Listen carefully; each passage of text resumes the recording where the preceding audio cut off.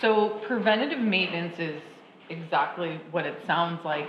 It's little things that you do along the way before something big breaks. So if we were to relate this to cars, it's like making sure you do an oil change often before you need to get a new motor because you ran out of oil and you seized your engine. Same thing with houses. The more you do, like a little bit here and there, you fix something as soon as you see a problem, you make sure your furnace filters are clean, you replace those every year. All those things are going to help avoid that emergency repair or a big unexpected breakdown. Okay, so it's exactly what it says. You're going to do it often. Okay, you're going to do it before it's a big problem. Small repairs that are done to keep maintenance problems from becoming larger and more expensive. Why is preventative maintenance important? Budgeting. Like, so if you do preventative maintenance, you're probably going to save money in the long run.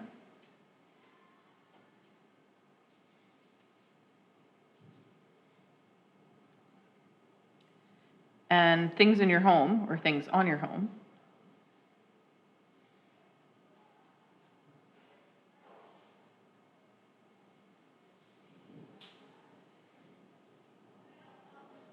they'll last longer. If you take care of it, it's going to last. If you don't take care of it, you're going to end up being in a difficult situation.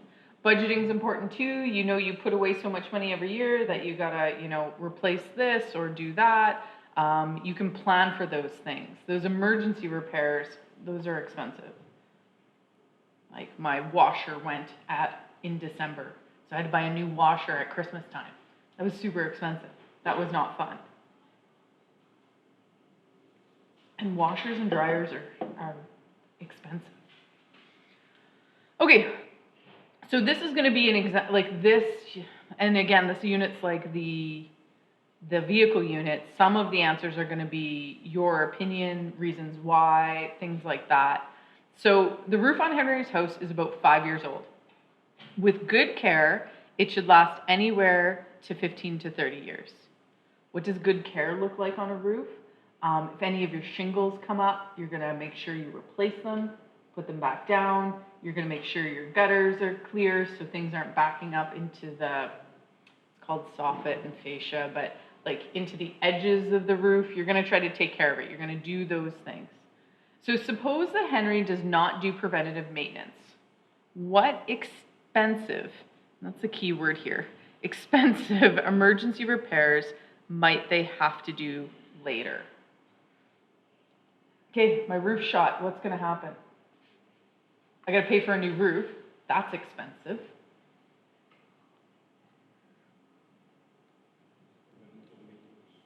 Pardon? Yeah, right? Like, but what if I don't do that? What else could happen? Maybe I'd have a leak inside. It's that time of year, right? Water gets inside. What happens if we don't get rid of the water? We're going to have mold. We're going to have an unhealthy house. Things could get destroyed. You know, your favorite poster, favorite math poster on the wall, your roof's leaking and it destroys it. You'll be devastated. You might, like a leak might lead to mold, and mold is tough to get rid of. You got to replace gyprock and stuff like that. So what should Henry do to do that preventative maintenance? I just talked about that. We said we'd repair any shingles.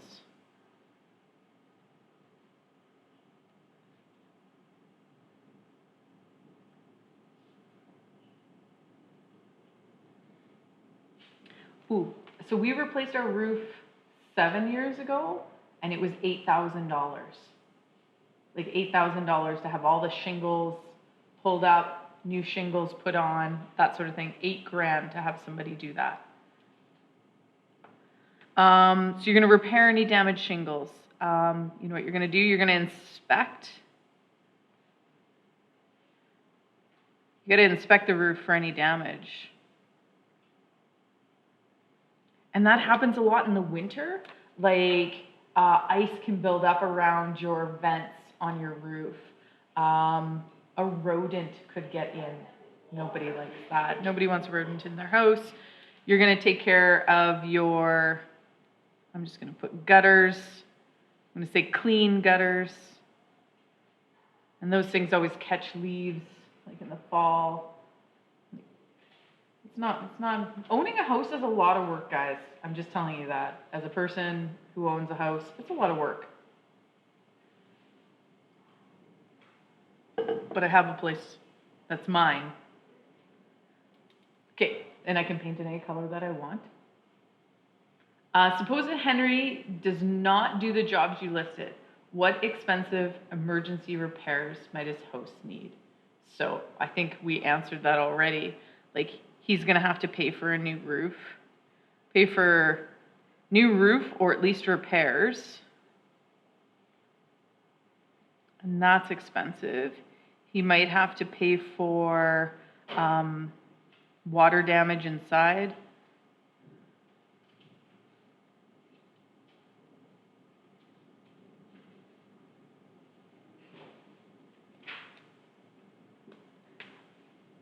In the worst case scenario, if his roof is terrible and things are flying off the roof, like the shingles or something in a windstorm, and he damages somebody else's property, he'd have to pay for that too. Okay, so we're gonna have to dig deep here.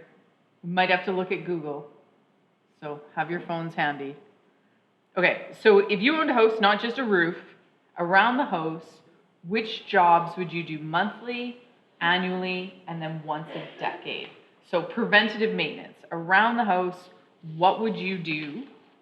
So what would we do for that? So I'm gonna Google once a decade.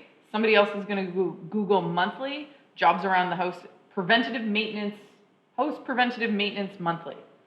Somebody's gotta do annually. Get those phones out. Come on. Anybody? I'll do annually, you guys do monthly. Sorry, I'll do a decade, you guys do monthly, annually.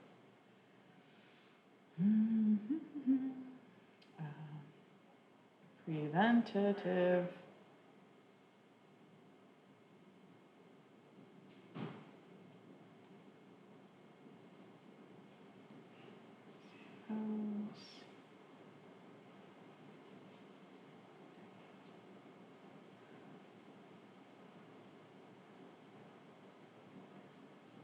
Okay. I have the ultimate home maintenance checklist for every season. Well, that's handy. Okay. All right, what should we do? Inspecting a home and completing monthly home improvement projects help keeps maintenance on schedule, easier to manage. Follow this comprehensive list. Clean the furnace filters. Okay, so we're gonna do that. How often are we gonna do that? Okay, that is, what is this? This is the monthly home checklist.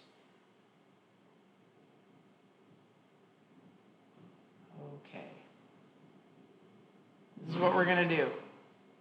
Okay, so we're gonna replace our furnace filters. Are we gonna do that monthly? Probably not, but we should definitely do it annually.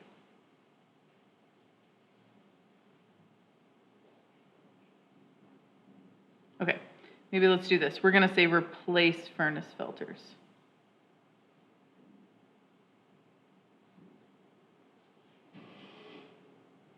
Maybe we should check them monthly. Yeah, of course, you don't have to ask.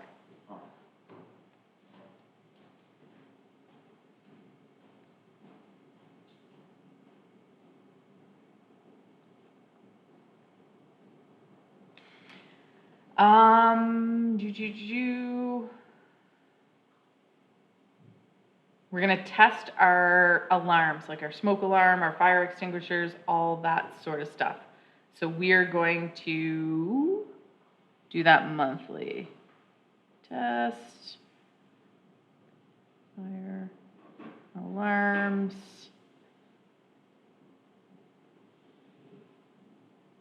Detectors.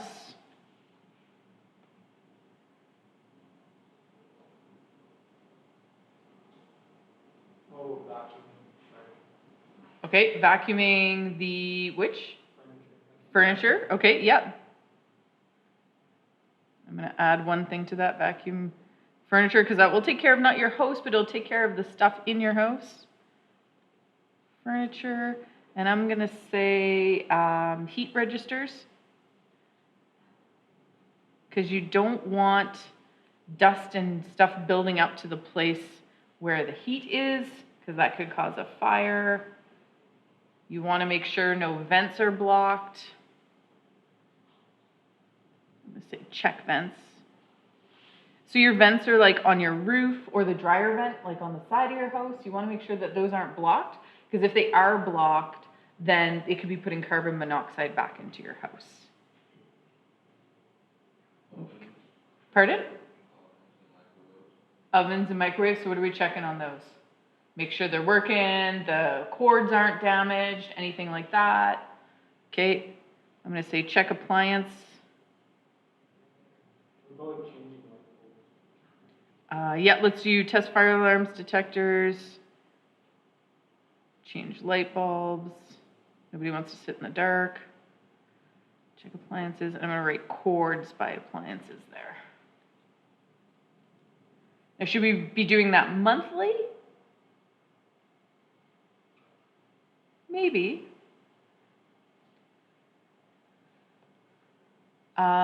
So if we go, I'm gonna hop on to annually. We've got some monthly things there that we've done, so let's hop on to annually. You probably want to inspect your roof.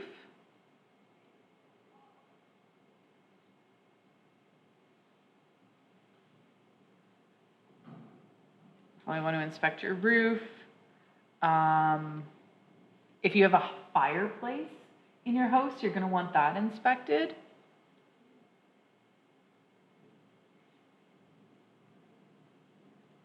And if you sell a house, or you go, if you buy a house with a fireplace in it, you need it inspected before they will insure your home.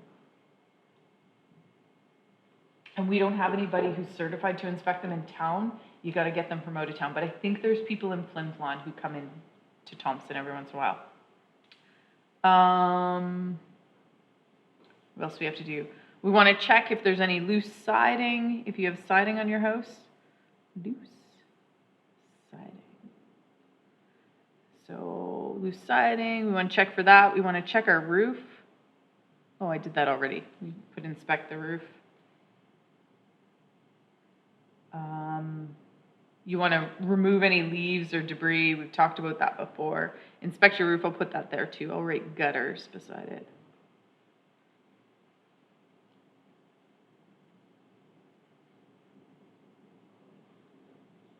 You probably want to replace your batteries in your, replace batteries in fire, smoke alarms. That's what they're called. Smoke alarms.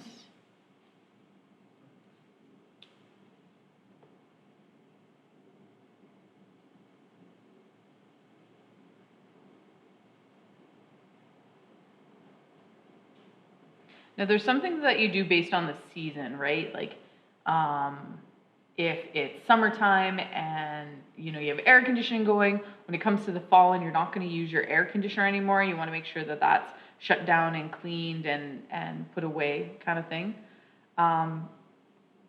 Excuse me. You want to make sure that you're doing these things on an annual basis. It might be seasonal that you want to do that. Okay, so what are we doing once a decade? So once a decade are like those big items that you guys know a decade's 10 years. So these are our big items. These might be replace your roof. What about new paint? Yep. Would we put that under decade or annually? Yeah, I think I agree. New paint. And not the cool thing, because I'm old and I think it's cool. Like if you're painting something, chances are you're going to be checking to see that there's no holes, nowhere for the critters to get in, nothing's damaged, like your siding's good. So although it seems like it's not really a thing to keep your house safe, the process of painting is going to keep your house safe. So you might have to replace the roof once a decade. That's a little, like roofs last like 20, 30 years. So it might not happen. It might be a couple decades that you do it. New paint, probably you should within 10 years. Windows.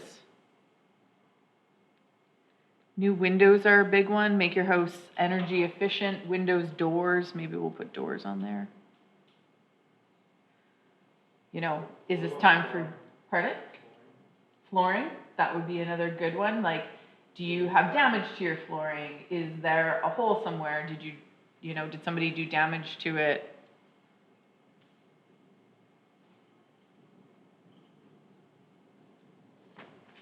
Was there a squirrel gnawing on the side of things? So you kind of get like, as you see, like you do little stuff monthly, and then you do some more stuff annually, and then the once a decade we're saving up for. Like, don't wait and replace all the windows in your house at once. Replace them one at a time. Maybe that's what you do annually for the next 5 years. You're going to put some money aside and you're going to replace a window. I think Norman Glass has a sale every February. You could order it then. Like make a plan so that your budget, you're not always panicking. There's some things we can't plan for. Somebody smashes my front window, that's going to be an emergency repair. I'm going to need that fixed, right? But if they're just old and I want to make them better, then we'll look at that too. Okay, so energy efficiency. Okay. List what homeowners can do to make their home energy efficient. So this is making sure that we are doing the best to save the most on our heating bill or on our hydro bill, or we're going to do some stuff there, or on our water bill now we pay for water. So we are going to replace windows. We're going to replace our windows so that we are not losing heat to them. And if you can't afford to replace windows, like I know when I lived in apartments, the windows were terrible. And you can buy these kits at Canadian Tire that are like saran wrap for your windows, and you use your hairdryer, and it kind of puts a block so you're not getting like that cold draft from the windows. I don't know what you call that. Window film for winter. Super handy, because obviously if you live in an apartment, you don't own the building and you're not going to pay to replace your window. There's some things you can do there. You might want to replace your appliances so they're energy efficient. Like that old fridge in the garage, that's probably using up a lot more energy than a new fridge would.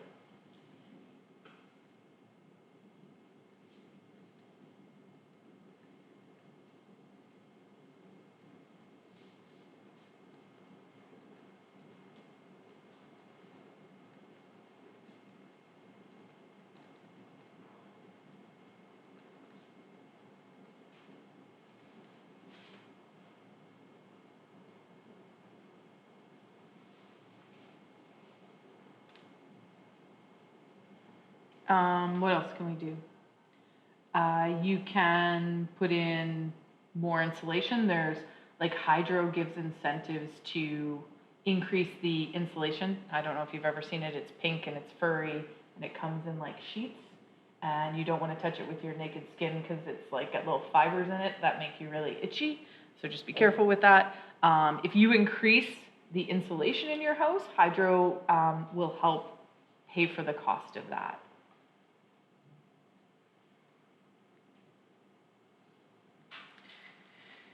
Increase insulation.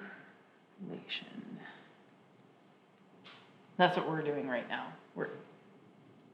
We needed to increase the insulation because our house is really drafty. So that's what we have to do. So there's lots of hydro incentives to do that sort of stuff. You might want to install low flow toilets and showers.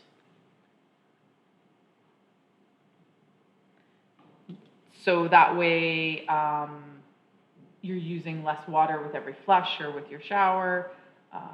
I really dislike it because I've got lots of hair and trying to get the shampoo out of my hair is no fun. All right. Okay, let's go into this example. Now we're going to do the mathy stuff with it. All right. Okay, so Dan and David pay $1,700 a year to heat their house with a conventional furnace.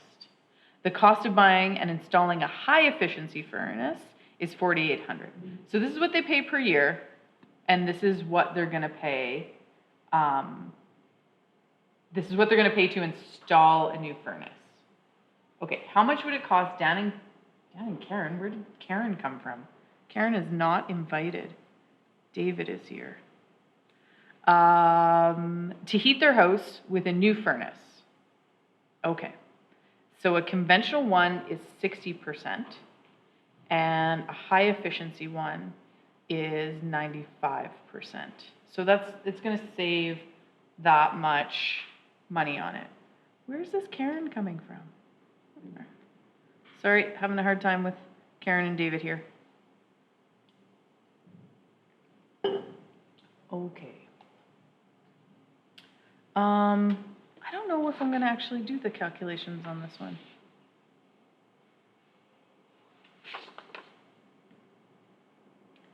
So high efficiency furnace, if 60% is the conventional, so if 60% is the conventional, then 95% is that. But that doesn't really match our assignment. I don't want to send you leaky faucet. Okay. Let's do one of these ones. This doesn't really, this example isn't really great. So let's do an actual question from your assignment. I need to change that example. Let me slide over here. Okay, so let's do number 2 together. Look, we'll do number 2 out of your assignment, and then you'll have one less question to do. Okay, so Jess and Corey plan to insulate the walls in their basement. This should reduce their heating costs by 14%. Okay, so their wall area is 832 square feet. So the wall that they're insulating is 832 square feet. And the cost is $728 per square foot. Okay. And taxes, so plus taxes. Oh, you guys can't even see my pretty drawing, sorry. What's the total cost to insulate the wall? So pretty straightforward. I have 832 square feet, and it's $7.28 per square foot. So my handy dandy calculator. So for part A, I need 832 square feet. I'm going to times it by how much it costs per square foot. 832 times 7.28. So $6,056.96. But then I have to add tax. And we did that the other day, so we're just going to take that number and we're going to times it by 1.12 because both taxes are on that. And we get $6,783.80. I got to round properly. Who let me do the math?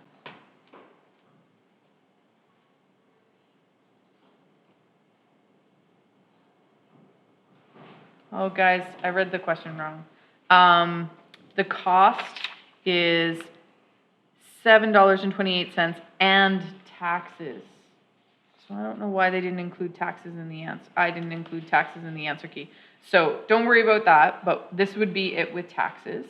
So Jess and Corey's current heat is $2,260 per year. How much will they save if they insulate? Okay, so it reduces heating costs by 14%. Reduces heating costs by 14%. So we've got to take, so part B, their heating costs were $2,260. We got to take 14% of that. So 0.14.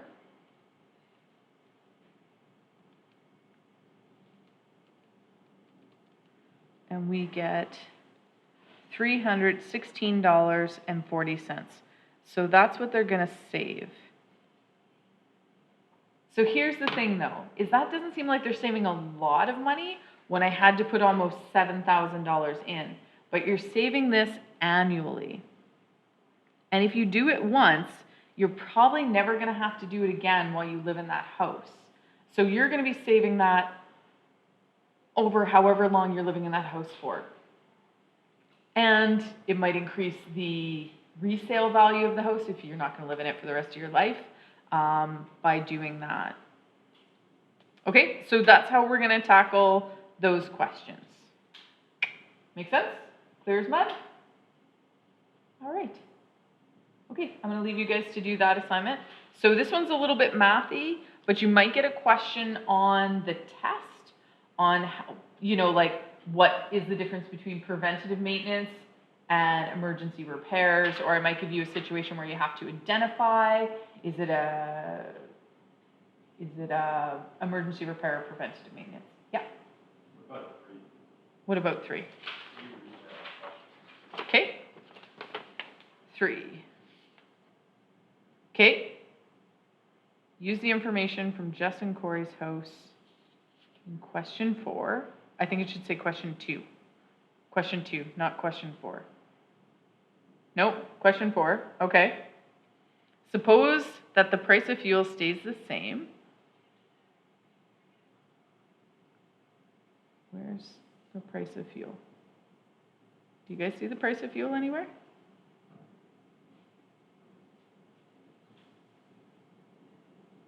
Okay, suppose the price of fuel stays the same. How many years would it take to cover the cost of insulating the basement? The fuel word is wrong because we're doing insulation.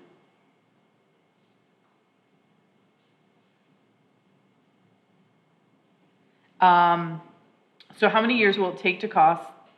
So how many years will we pay that back? So it should say question 2, not 4. So let's do 3A together. How many times does this go into this? So we're just going to take the 6. You know what? The answer will be a little bit wrong because I gave you this answer here.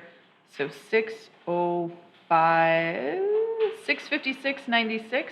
We're going to divide it by $316.40. And we should get that answer of 19 years. So 656.96 divided by 316.4, and that's where we get the 19.14 years. So it would take almost 20 years to pay it, like to see that return of investment. And then B is an opinion. Do you think they should do it or not?